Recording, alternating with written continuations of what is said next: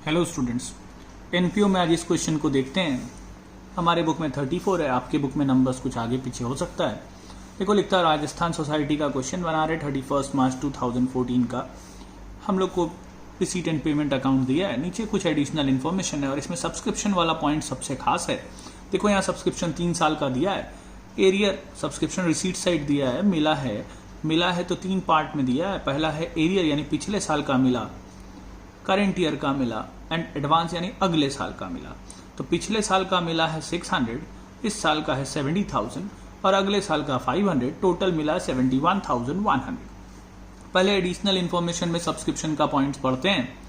तो लिखता there are 600 members each paying a monthly subscription of ₹10।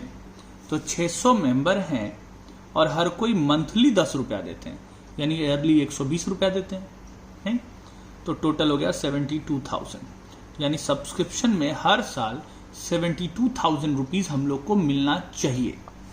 फिर आगे लिखता है 800 rupees being in arrear for 2012-13 at the beginning of the year, यानी साल के शुरुआत में हम लोग को सब्सक्रिप्शन मिलना बाकी था 800 रुपया। तो साल के शुरुआत में मिलना बाकी था, तो ये ओपनिंग बैलेंस शीट में लिखेंगे आउटस्टैंडिंग सब्सक्रिप्शन 800 रुपया। 800 रुपया हम लोग को सब्सक्रिप्शन साल के शुरुआत में मिलना बाकी था। अब यहां देखो रिसीट साइड, पिछले साल का 600 रुपया सिर्फ मिला है। तो पिछले साल 800 रुपया मिलना बाकी था, जिसमें 600 रुपया इस साल मिला है, इसका मतलब 200 रुपया स्टिल मिलना बाकी नहीं। पिछले साल बाकी कितना था 800, उसमें से 600 तो मिल गया, तो 200 स्टिल बाकी रह गया और जो स्टिल बाकी रह गया वो इस साल का एसेट्स है। पिछले साल का सब्सक्रिप्शन बाकी था 800, तो ये पिछले साल एसेट्स था, उसमें से 600 मिल गया तो 200 रुपया स्टिल बाकी रह गया। तो 200 करंट ईयर के बैलेंस शीट में भी एसेट्स में आउटस्टैंडिंग सब्सक्रिप्शन में जाएगा। तो इस तरह समझने के लिए हम लोग लिख देते हैं 2012-13 का 200 रुपया मिलना बाकी है। ठीक है।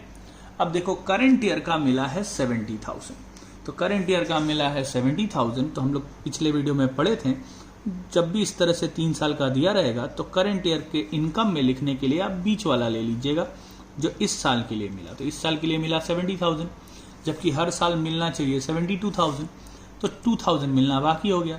लेकिन ये गड़बड़ हो गया, क्योंकि आप पहले पूरा क्वेश्चन पढ़िएगा। देखिए सेकेंड पॉइंट में भी सब्सक्रिप्शन से रिलेटेड पॉइंट है। लिखता है donation of 2500 was wrongly included in subscription of the current year, यानी करंट ईयर के सब्सक्रिप्शन में यानी 70,000 में गलती से डोनेशन का 2500 इंक्लूडेड है। तो 70,000 में अगर करंट ईयर वाले में डोनेशन इंक्लूडेड है तो हम लोग को इसमें से पहले डोनेशन का माइनस करना पड़ेगा। तो ये हो जाएगा 67,500 और हर साल सब्सक्रिप्शन मिलना चाहिए 72,000, यानी मिलना बाकी रह जाएगा अब हम लोग का 4,500, यानी करंट ईयर में आउटस्टैंडिंग सब्सक्रिप्शन 2014 का बाकी है 4,500। तो ये भी एसेट्स में आएगा। तो एसेट्स में इस तरह से 2 पार्ट में हम लोग लिखेंगे आउटस्टैंडिंग सब्सक्रिप्शन। पिछले साल का 200 स्टिल बाकी है, करंट ईयर का 4,500 बाकी है, तो टोटल 4,700 बाकी। ठीक है। और अगले साल के लिए जो सब्सक्रिप्शन मिला 500, ये एडवांस सब्सक्रिप्शन है, तो ये करंट ईयर के बैलेंस शीट में जाएगा। तो यहाँ करंट ईयर के बैलेंस शीट में लाइबिलिटी में लिख देंगे। तो करंट ईयर के बैलेंस शीट में लाइबिलिटी में सब्सक्रिप्शन रिसीट इन एडवांस 500 लिख देंगे। सब्सक्रिप्शन का काम खत्म। तो यहाँ पर हम आपको पिछले वीडियो में भी बताए थे, जब भी इस तरह से 3 साल का दिया रहे तो करंट ईयर का जो 70,000 है इनकम में यही वाला लिखेंगे, क्योंकि अगर आप 71,100 लिखेंगे तो ये माइनस करना पड़ेगा पिछले साल का आउटस्टैंडिंग, और ये एडवांस भी माइनस करेंगे तो पहुंचेंगे यहीं। तो जब भी 3 साल का दिया रहे तो आप यही वाला ले लीजिएगा, तो न ओपनिंग आउटस्टैंडिंग माइनस करना पड़ेगा और न करंट ईयर का एडवांस। ठीक है। अब यहाँ ध्यान देने वाला बात था कि करंट ईयर के सब्सक्रिप्शन में 2500 डोनेशन का इंक्लूडेड था, तो वो सब्सक्रिप्शन में से तो हम लोग माइनस कर दिए 2500। अब ये डोनेशन में हम लोग ऐड करेंगे और डोनेशन यहाँ देखो दिया 17,500, तो 17,500 अलग से दिया है, 2500 सब्सक्रिप्शन में से निकाले, यानी टोटल डोनेशन मिला है 20,000। और डोनेशन के लिए कुछ नहीं दे तो हम लोग को इनकम में लिखना चाहिए, लेकिन यहाँ डोनेशन के लिए कुछ दिया है। देखो लिखता है entire donation and 2/3 of entrance fee are to be capitalise, यानी पूरे के पूरे डोनेशन 20,000 को और एंट्रेंस फी का जो भी मिला 2/3 उसका कैपिटलाइज करना है। तो डोनेशन हम लोग को मिला 20,000 और एंट्रेंस फी मिला 15,000। तो उस 15,000 का 2/3 यानी 10,000 हम लोग कैपिटलाइज करेंगे। बाकी जो बचा एंट्रेंस फी 5,000 वो यहाँ 1/3 लिख देंगे। 2/3 कैपिटलाइज करेंगे और 1/3 इनकम में लिखेंगे। फिर लिखता है insurance premium was paid in advance for 3 months, यानी इंश्योरेंस प्रीमियम 3 महीने का प्रीपेड है। इंश्योरेंस प्रीमियम देखो दिए हैं 1200, तो इंश्योरेंस प्रीमियम के लिए कुछ नहीं लिखा, तो ये 12 महीने का माना जाता है। तो 12 महीने का दिए 1200, लिख रहा 3 महीने का प्रीपेड यानी 300 रुपया प्रीपेड है। तो यहाँ लिखेंगे इंश्योरेंस हम लोग 1200, इसमें से प्रीपेड 300 माइनस करेंगे और ये करेंट ईयर के बैलेंस शीट में एसेट्स में प्रीपेड इंश्योरेंस के नाम से लिख देंगे। लिखता है bill of medicine purchase during the year ₹200 was outstanding, medicine का 200 रुपया देना बाकी है, तो ये लाइबिलिटी है। तो लाइबिलिटी में आउटस्टैंडिंग मेडिसिन या क्रेडिटर फॉर मेडिसिन के नाम से 200 लिख देंगे। पेमेंट साइड देखो मेडिसिन का 800 रुपीज दिए हैं, तो मेडिसिन का 800 दिए हैं और करेंट ईयर का आउटस्टैंडिंग या क्रेडिटर के नाम से 200 और जोड़ देंगे, यानी 1000 रुपीज खर्च हो गया। लास्ट पॉइंट है Gujarati cultural association owed ₹2000 for the use of the society hall, यानी गुजराती कल्चरल एसोसिएशन से 2000 रुपया हम लोग को सोसाइटी हॉल के यूज का लेना है, यानी रेंट लेना है। तो रेंट ऑफ द हॉल हम लोग को 2000 रुपीज लेना है, यानी ये मिलना बाकी है। तो यहाँ outstanding rent of the hall के नाम से बैलेंस शीट में हम लोग 2000 लिख देंगे।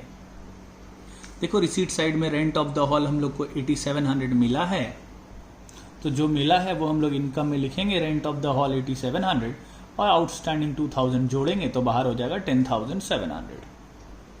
देखो ये एक पॉइंट छूट गया, इंटरेस्ट ऑन इन्वेस्टमेंट 300 दो accrued was not actually received. Interest on investment 300 मिलना बाकी है, जो मिलना बाकी है वो हमारा एसेट्स है। तो करंट ईयर के बैलेंस शीट में अक्रूड इंटरेस्ट ऑन इन्वेस्टमेंट 300 लिखेंगे।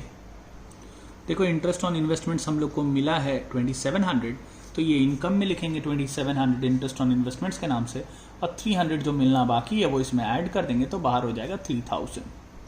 अब शुरुआत से आइए, ये ओपनिंग बैलेंस बीडी दिया है, ये ओपनिंग कैश है, ये ओपनिंग बैलेंस शीट में जाएगा। सब्सक्रिप्शन हो गया, डोनेशन हो गया, एंट्रेंस फी हो गया, इंडोमेंट फंड लाइबिलिटी में लिखेंगे, आप कैपिटल फंड में जोड़ भी सकते हैं। लाइफ मेंबरशिप फी को कैपिटल फंड में जोड़ देंगे। रेंट ऑफ द हॉल हो गया, grant from local authority income में लिखेंगे। प्रोसीड्स ऑफ चैरिटी शो भी इनकम में लिखेंगे, और सैंड्रीज के नाम से रिसीट्स में दिया यानी सैंड्री रिसीट्स है, ये भी इनकम में लिखेंगे। ऑनरेरियम टू क्लर्क है, ये खर्च है। कॉस्ट ऑफ द कार यानी कार खरीदें तो ये एसेट्स में जाएगा। कार एक्सपेंसेस है तो ये खर्च है। बिल्डिंग के लिए एडवांस दिए तो ये एसेट्स है, ये बिल्डिंग एडवांस के नाम से एसेट्स में जाएगा। उसके बाद चैरिटीज खर्च है, एक्सपेंडिचर में लिखेंगे। मीटिंग एक्सपेंस खर्च है। इलेक्ट्रिसिटी खर्च है। मेडिसिन हो गया। इन्वेस्टमेंट्स खरीदें, ये एसेट्स में जाएगा। Expenses on charity show expenditure में जाएगा। इंश्योरेंस हो गया। बैलेंस शीट मतलब क्लोजिंग कैश है तो ये एसेट्स में लिखेंगे। ओपनिंग बैलेंस शीट में और कुछ नहीं था तो कैपिटल फंड आ गया 3800। इसको बैलेंस इनकम एक्सपेंडिचर को बैलेंस किए तो आया बैलेंस 78,200, ये सरप्लस निकला। ब्रैकेट में excess of income over expenditure जरूर लिख दीजिएगा। इधर आए तो डेफिसिट लिखते हैं, excess of expenditure over income. फिर बैलेंस शीट बनाए और बैलेंस शीट का टोटल आया 1,32,700। आज इतना रहने देते हैं, बाकी हम लोग नेक्स्ट वीडियो में पढ़ेंगे।